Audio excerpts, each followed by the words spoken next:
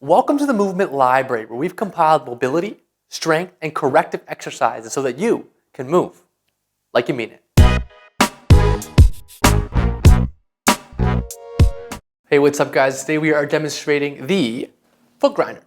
Really relevant, really important for anybody that has plantar fasciopathy or fasciitis issues going on.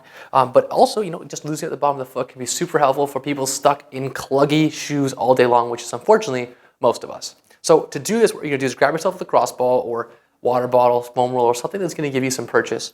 Get it into the bottom of the foot. So you're sitting here, you put that pressure in the bottom of the foot. You're gonna use your hands to put some pressure through the upper knee, through the shin, into that ball, and just roll it around, back and forth. Find some nice gnarly spots, don't kill it, just be comfortable with this, right? You wanna be at most a 2 out of 10 discomfort with this.